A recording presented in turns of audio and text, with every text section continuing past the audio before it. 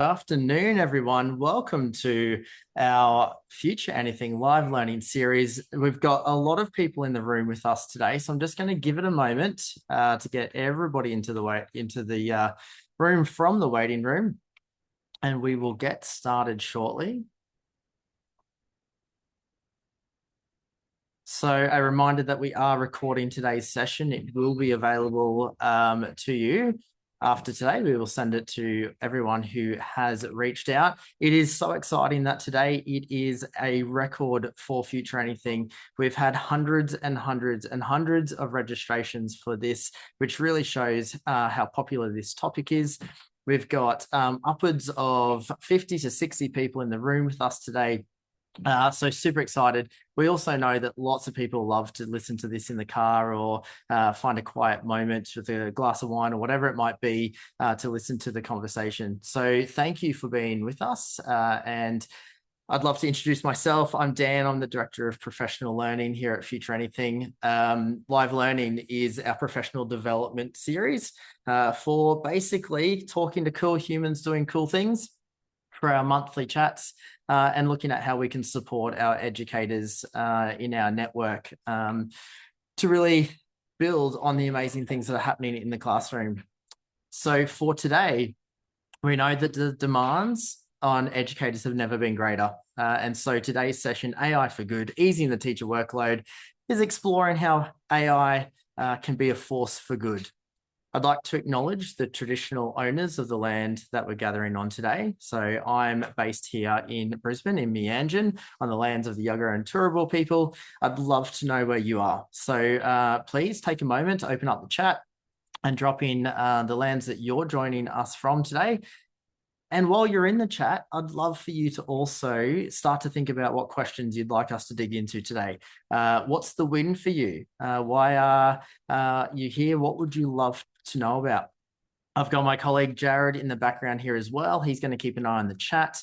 We're going to keep adding to the chat with the tools and resources and strategies and hints and tips that are spoken about today. And we'll send it all tomorrow in a post follow-up email. I'd also love you to let us know how you're using AI. So I'm going to launch a poll. And in that poll, we'd love for you just to let us know what's the frequency that you are using AI as part of your work. We'll leave that there in the background, and that will give us an idea about who's with us in the room today.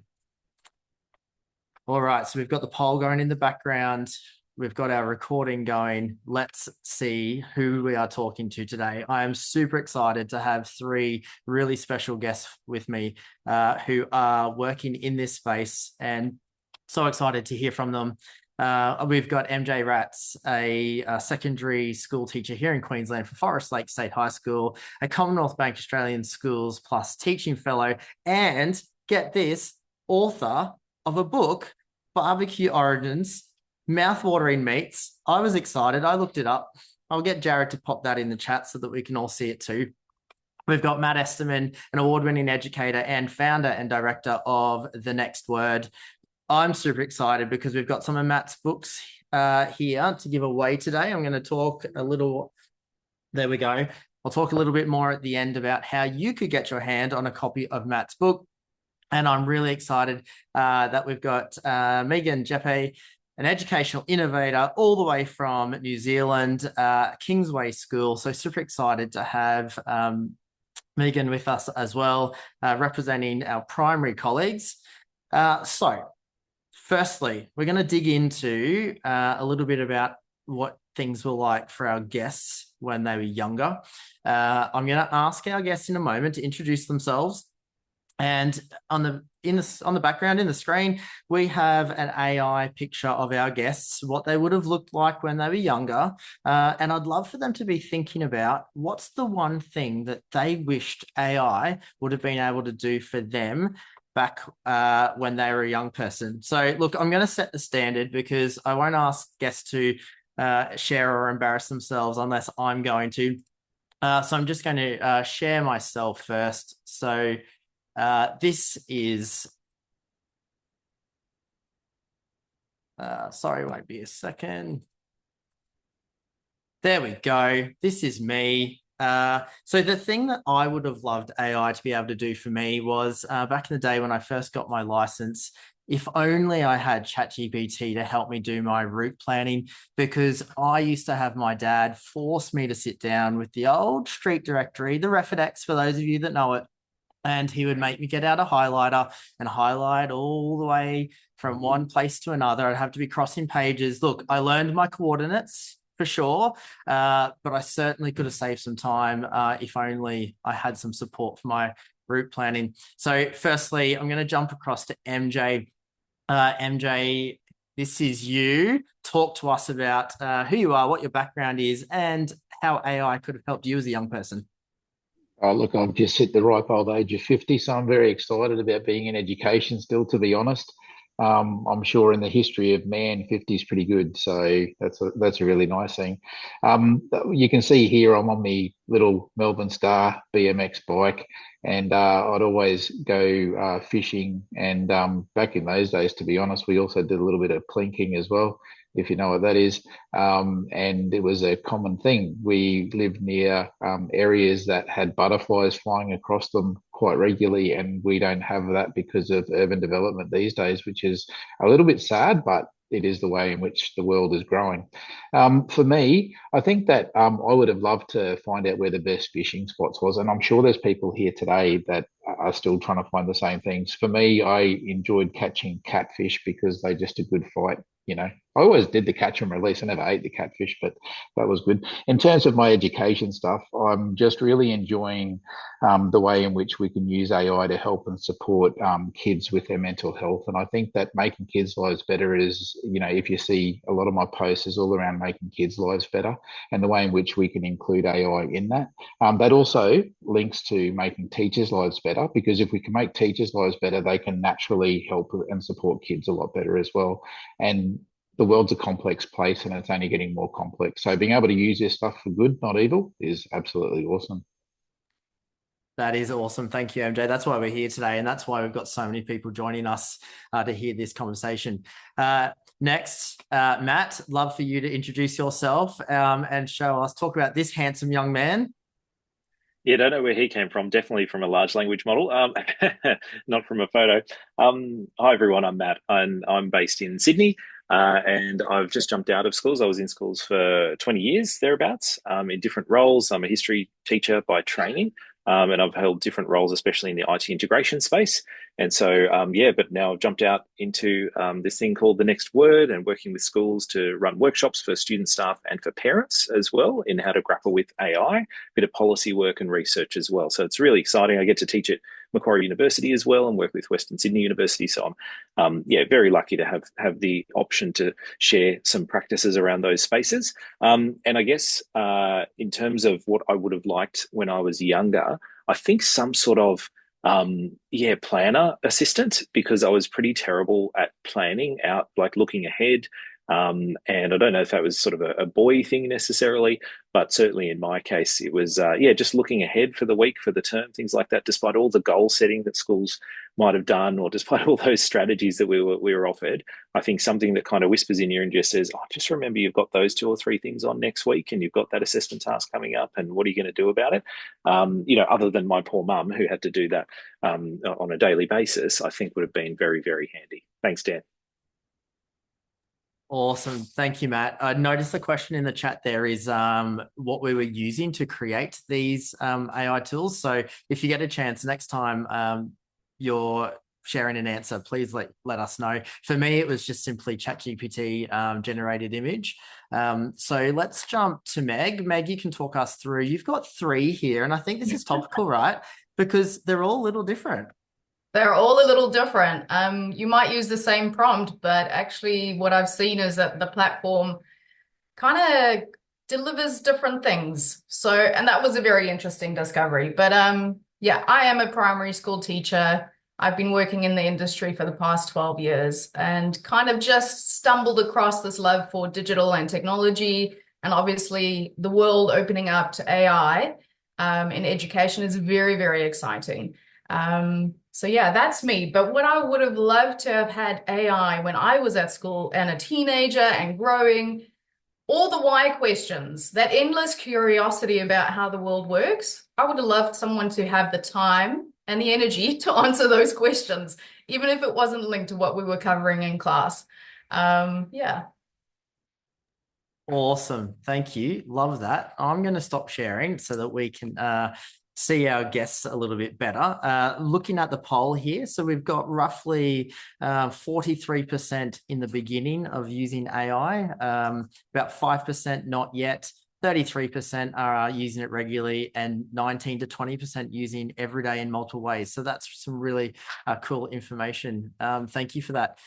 So a big thank you to our guests for being with us. We've heard a little bit about them, so let's jump straight into it now. So what we do know is that there are a number of different kind of tensions existing with AI and AI use, particularly with young people in schools. Today, though, it's all about being practical. It's about saving teacher workload, helping teachers out. So we're here to really focus on AI for good. So my first question to our guests, Matt, I'm going to jump to you first, is I'd love your take on what your perspective is with some of the workload challenges that are facing educators, and what's one really, or a couple of really key ways that you see AI being able to help in this space? Yeah, sure. Well, I guess it's kind of good for me to comment on it now because I've jumped out of schools and I can kind of just realize just the sheer volume of stuff that schools and teachers do have to do, which you don't even realize if you're not, if you are in the zone, if you're in the forest. So I think what it comes down to is this, to realize that there are just so many things we must do, right? Like we're not going to, and this is the thing that, tech bros and whoever else just don't get, is you can't replace teachers with AI because it is such a complex role, it's such a human focused role, such a people focused role across, as in with our colleagues, but also with our students, of course, as well. And that any particular task you might seek to apply AI to has some elements that can't be AI-fied, some elements that absolutely can, and probably a lot of shadowy stuff in the middle where you're not quite sure. So it really does come down to your context. And I think that's what I've seen so far with the schools I've worked in, is that depending on their context, there are some tasks of a very administrative nature that people are quite comfortable, or more comfortable, I should say, more comfortable to hand over to AI to draft the first version of whatever it is. So it might be, excursion planning. It might be even things like first drafts of risk assessments. It might be first drafts of professional learning plans. And MJ, I know will talk about that in a bit too. But there are tasks there that can be made more efficient, sometimes made more effective by AI. So there's that kind of efficiency thing. And then there's the kind of expansion, like the capability expansion part as well, where you say, okay, I really used to only be able to think about, like process in my head, I've got my year 9 history class or whatever it is, and I've got to develop the assessment task for that semester or for that term. I can humanly come up with 2 or 3 tasks, probably one of them I've run before, and we're going to tweak that because in the reality of school, I've got 1,000 other things I really need to do this week. And that's one thing. I'd love to have the time to sit down from scratch and do a design thinking process around every single task. But for this one, I just can't. But what we're able to do, though, is expand beyond our human capability using AI and say, okay, if I spend 5 or 10 minutes with AI in that process, with myself, with the team member, we bring AI into the loop. Then we ask it, well, what other options do we have? And of course, AI doesn't care about time and space. It just goes, well, here's a whole list of different options that you've got. And you can start to put in some context. You can start to put in what kind of learners you have in the classroom. And it doesn't care. It doesn't mind. It doesn't need a cup of tea or a break to be able to process that stuff. It just does it. And it might not do it well, but it starts to give you options, which you don't have to necessarily follow up on. But there's always 1 or 2 ideas that you see in that first set of options that you get from whatever platform it is that make you go, oh, this is really interesting. And I've got a little visitor. Say hi, Abby. Hi. So that's what I think is there's kind of there's multiple parts of the conversation, but that's maybe where people might start, is what tasks within a particular piece of work might I be able to have AI help with that actually make it more efficient. And then because I'm being more efficient, I've got that little slice of time. And if I stack up that amount of time, here's a creative task that I really want to dive into. And I can bring AI into that to expand my options and give me more affordances. It's kind of like being able to walk into a classroom and all you've got are desks and chairs, right? Whereas you might walk into a classroom and suddenly you've got like books in a bookshelf in the corner, and you've suddenly got a quiet space you could build with some pillows or something like that. And suddenly you've got a projector in the room rather than just the whiteboard or whatever it is. You start to expand your options. And from, for busy teachers' point of view, I know sometimes that's overwhelming as well. But if you've got more options, you might be able to select something that you haven't done before. Thanks. Awesome. Thanks, Matt. So, Meg, can I jump to you? What are some of those ways that you're using AI, and I guess in the primary school setting? Do you have any tips to share?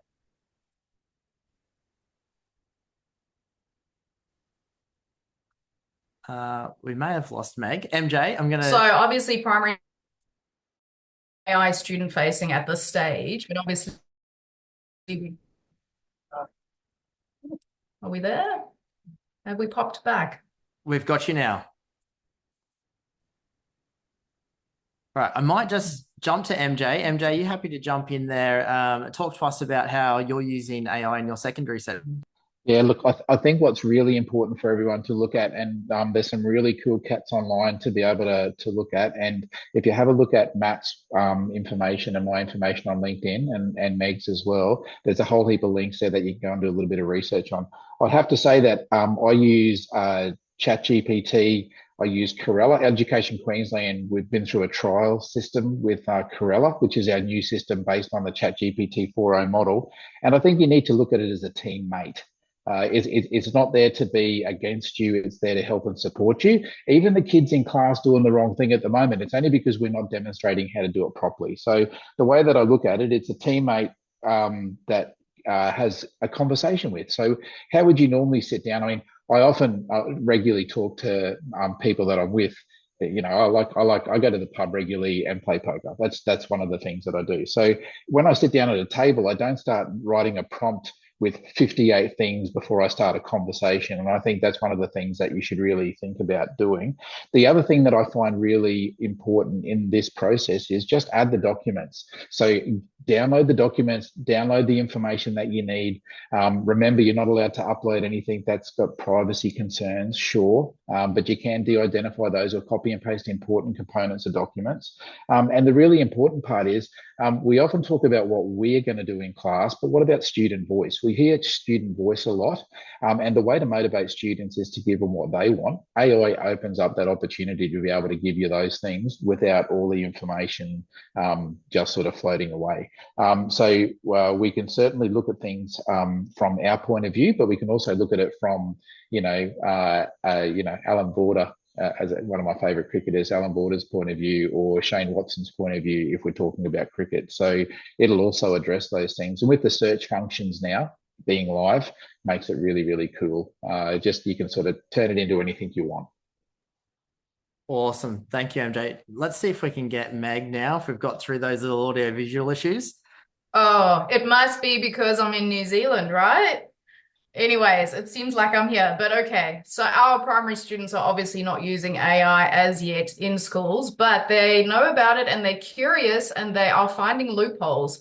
So I think at the moment, a lot of our teachers are finding the benefit. They are finding their feet, they're having a go, and they are finding things that work for them. So we've got a lot of teachers using it to maybe trim down information, to differentiate texts to different standards, as well as let's draft an email. Let's summarize a huge document into key points. So at the moment, I think, if you can deal with something either through meeting curiosity or meeting a frustration or actually just being very innovative, like AI is a great platform to use and there is so much choice out there. So I would just recommend that people have a play. There's a tool to fit just about every need and a lot of them overlap in many ways. So it's really about finding what fits you best for the task. Find the best tool for the task, yeah. And there is a Wakelet I've put together. So I think Jared could pop that in and people can have a look at whenever they feel comfortable and they'll find something maybe to pique their curiosity and hopefully to address the frustration that they have with time. So while I've got you, Meg, can you talk a little bit more about what Wakelet is and what it does? What are its features? Yeah, so Wakelet is really just a visual platform for you to put together a whole collection. I've used it with my kids as well to curate content.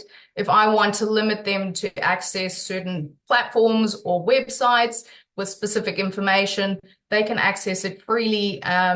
And yeah, a lot of people actually even use it for personal life if they want to put together something. So it's super easy to use. It's very versatile and yeah, easy to share. You could even use it in student assessment. Show me what you know. Awesome.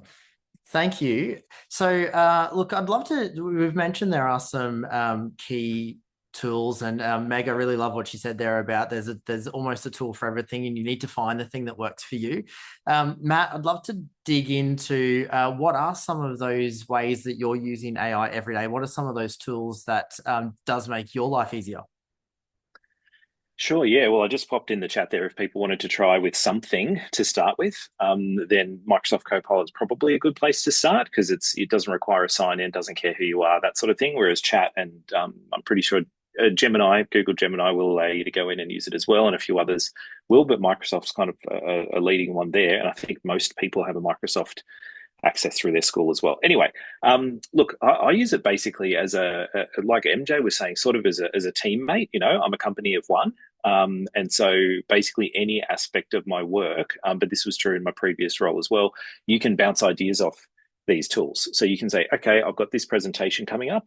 What are some key ideas I might want to mention? Already having some stuff in your head, right? But you basically don't have to start from scratch. You can generate some ideas on upcoming presentations, upcoming scenarios like meetings or things like that, even for tonight, which I didn't actually do now that I think of it. chat with my mate at all for this one, but you could say, okay, I've got this thing coming up. It might be a job interview, it might be for a promotion, it might be for an event, it might be for some sort of application you need to do, or to convince a boss to send you on PD or something like that. And you now have an option of not just spinning around in the staff room to all the other busy people as well. You may still want to do that, but that was one thing we used to do. Is I'd say it's almost like in class where you say that ask three before me strategy. I don't know if anyone's done that, where before the kids run up to you, you just go up, ask three before me, and now it's kind of like ask chat before me.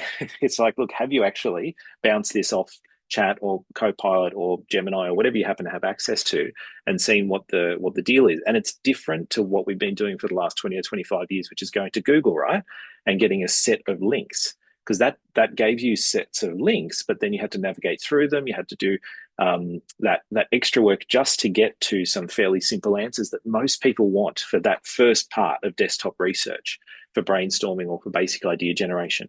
So yeah, I use it for those sorts of things. Of course, whenever you're coming up with some images or something like that, and you don't, and it doesn't really matter if they're AI generated or not, then my go-to is of course AI now, rather than Googling through copyright-free images. I now tend to go to AI just to generate a couple of examples for slideshows and things like that.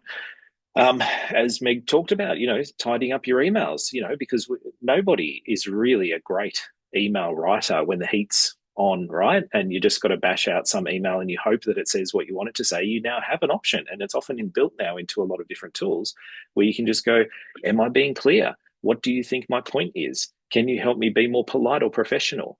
Or less, depending on the context, right? I remember one time in my previous role where some students had been, a security guard had to go at some of our students. And I was like, that's really not like them. Like, I really don't imagine that was the case. Chatted with the teacher and, led the scenario. And I emailed the local council with an email that I'd co-written with ChatGPT in about 3 minutes. It was the fastest phone call I'd ever gotten from an organization outside the school. And I asked it, can you write an assertive but professional email about this issue? Gave it a couple of key facts, and it gave me a really great draft to start with. And you know what? It would not have mattered in that scenario, because what I wanted was a phone call. I wanted a clear email that matched the kind of reputation of the school and all that sort of stuff, of course. But you go, I just want that phone call to be able to chat to somebody about the situation and move on. So AI doesn't play a leading role in that necessarily. It doesn't play a controlling role in that. It is genuinely an assistant or a co-pilot or a colleague in that regard. And just the one last story I'll say is that there was a colleague who I worked with on a leadership team, and she got An email, it was one of those really, you just bash them out and send them without thinking, right? You got one of those really sort of makes you sit back emails, confrontational language, etc. Said, I must see you before the end of today. I need to see you, blah, blah, blah, blah. And it just was not one of those good days. And this was like the straw that broke the camel's back. And she was almost in tears and that sort of stuff. And I said, almost half jokingly, as I do to kind of break the ice or feel less awkward or whatever, hey, why don't we ask ChatGPT what we should do? So we went on and explained the situation, no details, of course, about the specifics. And it just said, here's two things. Ask for some more specific information because you really can't engage in a professional conversation without further detail. And what was the other thing? Further detail and something about like an example, a solution that they'd like. And so she replied back saying, I just need some more detail and what do you think the solution should be? Didn't hear a peep from the person until the next morning because, of course, it wasn't really as critical as it might have been because if it was truly critical, there would have been a phone call or the knock on the door because that's how you know something's super critical, right, is the person turns up. It was actually not. And so the conversation was much, much better the next day. The whole situation had been calmed down thanks to just bouncing an idea off ChatGPT. So, that's sort of, those are just a few ways that I've used ChatGPT and it can have some really great outcomes. Yeah, cool. And look, in our work at Future Anything, we also use ChatGPT to help us to create prompts to look at the different ways that we can provide feedback or gain feedback, the different ways that we can build tools and activities in the classroom. And so we have some prompts which we like to use, and we've shared those in our Teacher PD and different workshops that we go to. MJ, what are some of the ways that you're using AI tools every day? Well, let's do a little bit bigger than that. The whole team at Forest Lake High in the digital technologies and business area are really doing a lot of work around the Australian Curriculum version 9. As you know, there's a transition from 8.4 to the latest version of 9, and we take it very seriously. So it's really important to do stuff that's valid. And I think that instead of just having all the creative stuff, we've talked a lot about creativity, but let's talk about life's and real facts. And I think one of the really nice things that ChatGPT does, and also Copilot and AI in general, is that it can really allow students to get information quite quickly. Even the latest version of Google itself, if you type in over the last 3 weeks, it's changed again. If you just keep looking at all the little things that happen, one of the really nice things is that Google now actually doesn't give you information from one website. It actually gives you websites like 4, 5, 6 websites. And the really nice part is they're normally pretty decent websites that they're getting them from. So you can talk to the kids about why ChatGPT would have chosen a .gov.au website and those types of really valid things that you can train and teach kids with. So the team's actually using Google, just normal Google a lot, and none of the other really fancy tools because it has this little tiny link area down the bottom. Now, when you click on the link, it shows you the websites that it got it from. So that's really nice. I had a chat to the wonderful Miriam Scott the other day, and I just said, look, the leadership team at Forest Lake High, we're just starting on our journey, and same with Matt. I didn't quite get back to Matt, but it's one of those things. And she said, look, one of the easiest things you can do is use the recording function on whatever device you've got, and then put that into the transcribe within just Microsoft Word has a transcribe function now. So you can actually have conversations with kids, this is a really exciting part. I actually tried it out a couple of days ago, and I sat down with a student and I talked through one of the achievement standards that they had to prove. It's a kid that hates writing and hates typing and is pretty much always on a D. And one of those things that we do as teachers is we want to get them up a little bit higher, those I'll bump it up wall stuff, that's a really cool part. So by having a general chat with the kid and questioning them out based on the questions that ChatGPT had given me based on the content descriptor within the achievement standard. Sorry if I'm using too many language parts there, but most of you probably know what I'm talking about. It really gave me 5 really good questions, and the kid answered them because we based it around football, which is what the kid actually really loves and enjoys. So it was one of those things that they could actually talk about the way in which data and pictures are transferred and saved into their OneDrive. So that was a part of one of the content descriptors. So it becomes really genuine stuff. We're also doing a lot of ideating on the sustainability development goals, because that's a really important part of the world, right? We want to be good citizens. The other thing I would say is using it to do formatting for us has been really good. Simplify this text. So we go and just smash out all the words that we want. And I do this at the moment, but most of the time I'm doing this now. I'm actually talking to my computer a lot more and getting it to refine the information. It's saving me a lot of time. So I talk at 120 to 140 words a minute. I type at I'm actually okay. I type between 80 and 100 words a minute because I'm a coder and a geek. But most people won't type at that speed. So by talking, you can actually reduce your workload a heap. And Microsoft Word and all those, as you click on the words and you tell it and you train the models, it gets to know how you speak, and it gets to do stuff really, really nicely. The last thing I would say is that the links that are within Google really help and support the kids get their references and other information a lot better. So we can actually give them some really cool stuff. And the last thing that I did really want to talk about, and you might have a question later on, by any chance, did you have a link to that GPT? If you can just chuck that up while we're talking. Yeah, I'll put it up in the background for you. Yeah, put it up. Look, I sat down the other day and I thought one of the really hard things for me as a coach is to get teachers to create decent, we call them, the goals, the goals for that they have. So what I did for Queensland teachers, and you can do it for your own teachers, create your own GPT, which is a little fancy thing in the back if you subscribe. And what it does is it allows you to format things a certain way. If you happen to be online at the moment, you can just go to ChatGPT. So I'll type it in, HTTPS.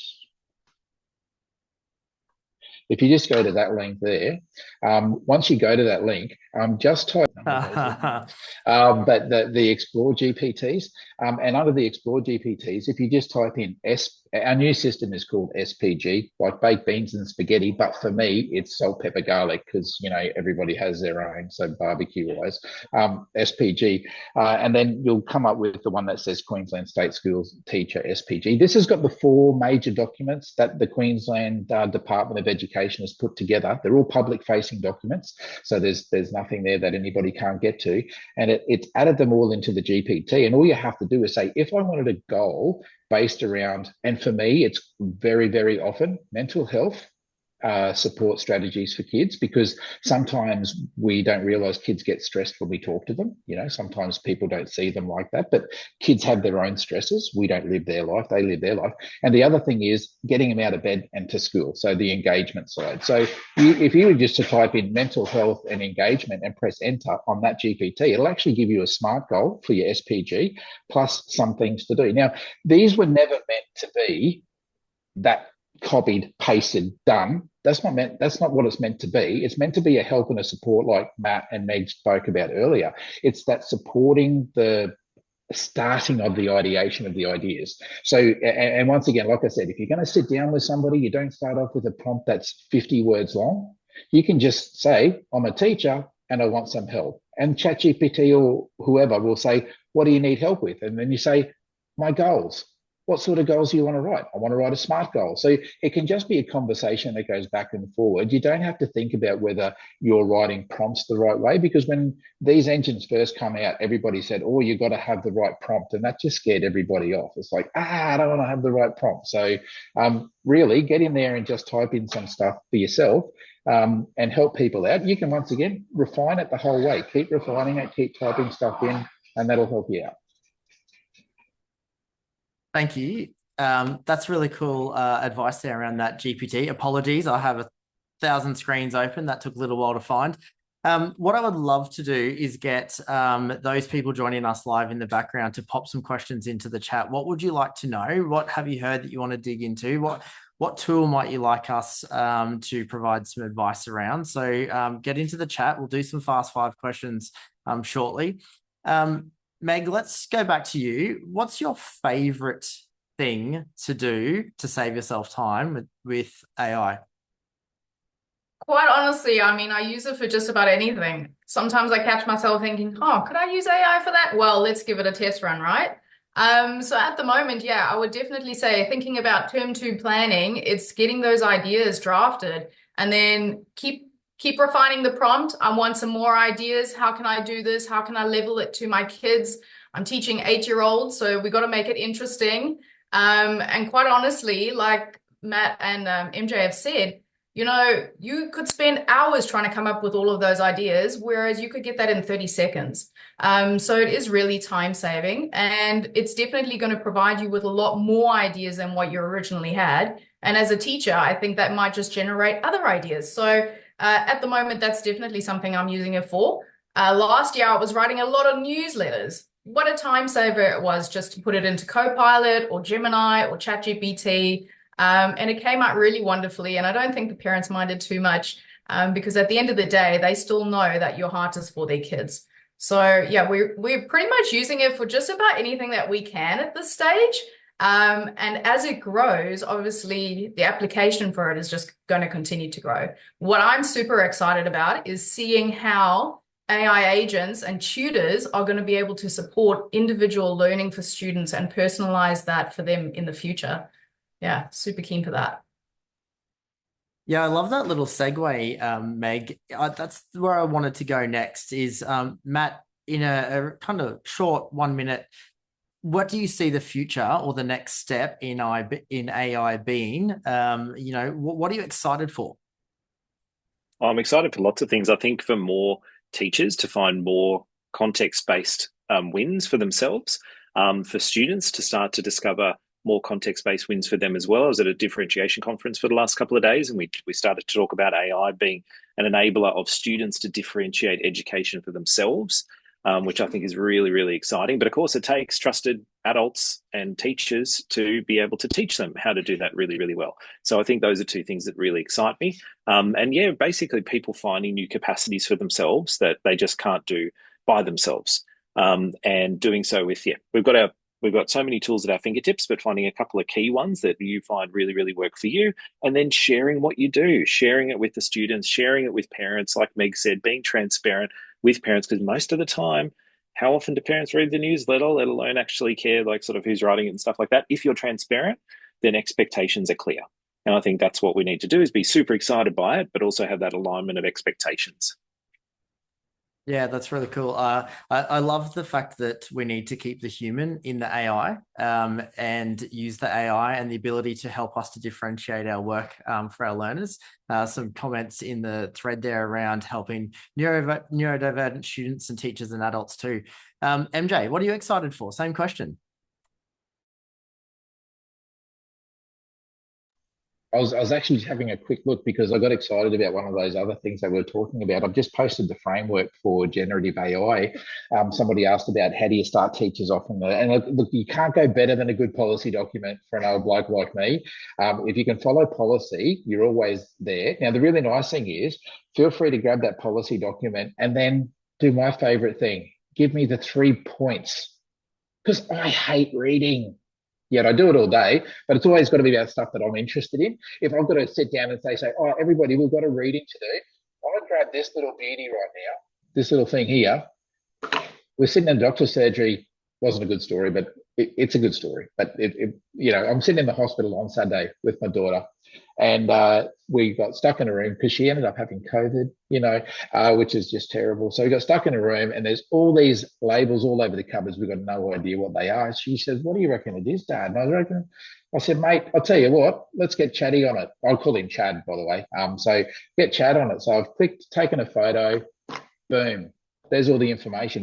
It's broken down every single word on the cupboard, and it's told us everything about it. And then I said, explain this in terms of barbecue, because that's, I enjoy barbecue. And then it went through and explained different components. One of the things was like a pair of tongs, and it's those sort of things that help break through to the kids who make it a little bit more fun.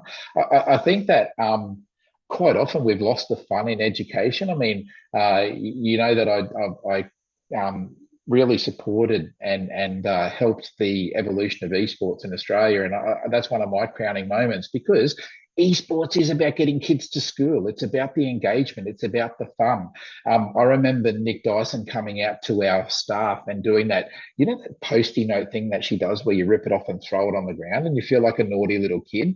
I sort of feel as though we as teachers are so set with the ways in which we think and we want classrooms to look like or be like, that we're a little bit scared of having a really loud, annoying class to the teachers next door.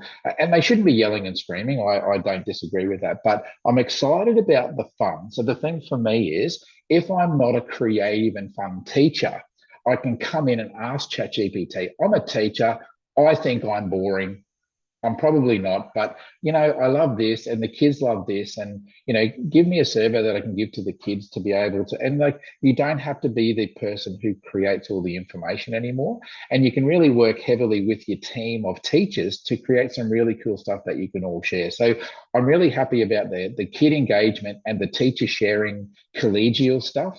And basically that ripping the post-it note off and just throwing it everywhere we shouldn't do it, and making us have a little bit more fun around education and the way in which we interact and getting kids to be engaged and teachers to be engaged and leaders to be engaged, the world to be engaged.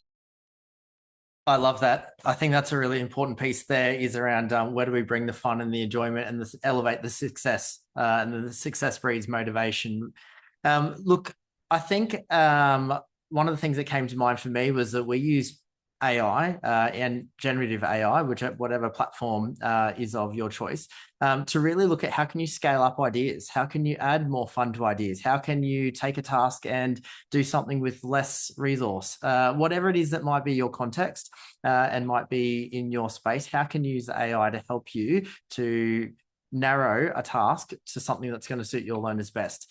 One of the questions that came through from Nick was about the panel's thoughts on AI for marking and reporting. Meg, is this a place you've been? And what's your thoughts on that question? So we're not using it just yet for marking and reporting, but I think there is definitely scope for that. Obviously, one of the considerations is just because you can, should you? Depends where you're using it and how you're using it. Obviously, I think especially with EASTL writing in New Zealand, teachers definitely want to use it. They want it to cut down the time. But maybe just think about, is that maybe going to disconnect you from your kids? Is there a better way you could use it? Obviously, using AI-generated quizzes is one way that you can definitely assess learners and get data from that. So yeah, it's just finding the best fit for it within your school's AI and assessment policy. Thank you, Meg. Another question that came from the chat was around to you, MJ, with your school and whether you have an AI digital literacy plan. And I thank you for mentioning around the Australian framework for generative AI in schools, because that's obviously another resource if you're looking to increase this in your school space. MJ, did you have any thoughts around that question about a digital literacy plan? Yeah, if I jump back about, I don't know how long ago, let's go 18 months ago, because it seems like it's so far since then. But anyway, 18 months ago, Miriam Scott actually came out and did a wonderful little bit of work with us where we looked at the what we should do and what we shouldn't do. And that's actually, if you go to the Forest Lake State High School website and look at the Learning to Assessment Plan, it's actually page 13 at a guess, page 13 in there. So have a look at that. That's what Miriam's done. We are definitely in the process of moving along. We were very blessed, excuse me, we're very blessed to be a part of the Queensland State School Trial for Corella. That's corella.ai, something like ai.corella.qld.gov.au, but everybody will hear about it very soon. There's currently, we were two of the 25 teachers that got to test the system and not try to break it, but sort of see what the limitations were for us. They've now moved into a year 10 trial across the state, and then some primary schools as well. I think it's grade 6 and grade 10, and that's fully underway at the moment. And they haven't given us exact dates, but I would hope that maybe sometime in term 2 or hopefully term 3 that we get some wonderful work around those. Don't forget that comes with the framework from Education Queensland. So as a school from Forest Lake High, all the work is available. I believe it's all available through the normal state government website. So if you just search for AI on the Queensland government website, plus as we release our stuff, just check back on the school website. We update our school website very regularly with all the current and latest documents to make sure that the parents are informed, because one of the big problems is parents are saying, oh, you can't use it or you can use it. There's a lot of misinformation around that. I mean, Matt will be able to talk in depth about the stuff that he's doing with many schools around Australia, but it's really cool to think that we've now got people that are there to give us the help and support. You know, like you got, if you don't follow Miriam Scott on LinkedIn, feel free to chuck that link up as well, because she does a whole heap around that creation and the work with people within schools. But remember, we've got to, you know, it's the same as a calculator. I always say it's exactly the same as a calculator. When calculators first come out, they said you're never going to walk around with a calculator in your pocket, you know, like or a computer in your pocket. Not that long ago, you know, and now we're using calculators as a part of the school curriculum. So I don't see this any different than that. If we just remember that it's a teammate, you know, not a tool. It's not a tool. It's a teammate. That's the way I see it. And has been said by many people other than me. I've taken it from someone else, much more famous than any of us. But it's really important to make sure that when we're following and creating our rules within our schools, that we're following our school policy and government policy, or whatever the policy. And if you're not in a government school, once again, just looking at what the governments have actually published, you've got national and international. One of the things that you should definitely look at is ISTE. ISTE itself, I'm sorry about that. ISTE itself is actually got a whole engine, and there's a whole heap of things there for kids. So if you don't know ISTE, I'll chuck a link up, or if a link can go up, that'd be amazing. Awesome. ISTE has a whole heap of stuff that's great. Thank you. Now, our time has absolutely flown by, but there's a couple of things that we need to do before the end. Now, I mentioned that Matt's book, The Next Word, is available. We have a number of copies to give away. And in order to get your copy, we just want you to engage with us. So we're going to be looking to see through the chat at random who might have asked a question, or better yet, can you throw into the chat right now one of your favorite ways to be using AI, or one of the things you've heard today that you're excited to check out. So please jump on board in the chat, and you might get a chance to win Matt's book. The other thing I'd love to do really quickly was if we could get everybody to flick their videos on wherever you are. I'd love to get a big gallery view. Let's see if we can get a big snapshot of everybody on the screen at the moment. We'll go for as many as we can get. All right, I'm going to start taking some screenshots now.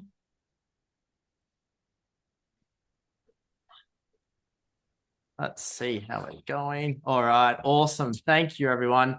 Now, we will send a follow-up email. There'll be lots of different tools and resources, different ideas and strategies that'll come to your inbox tomorrow. If you've got anything that you would like to add to the chat before you leave, any of your books, podcasts, resources, anything that you're loving in the space of AI, please put them in and we'll collate it all together. I'd love to absolutely thank my three guests, Matt, MJ, and Meg, for joining us this afternoon, having a chat that just flew by, and really encourage you all to go and explore some of the different things, find what works for you. Lots of different tools out there. Ultimately, that's all we've got time for today. The next live learning coming up for April is another big hot topic. You're welcome. We're bringing all the big topics here at Future Anything. It's going to be called Surviving to Thriving, Prioritizing Teacher Wellness. So we are going into the well-being and positive psychology space for our next live learning. There'll be some details about that in the follow-up email as well. Once again, a big thanks to the guests. Thank you for joining us today. And we hope that you can go and save yourself some time with AI moving forward, starting tomorrow. Thank you, everybody. Take care.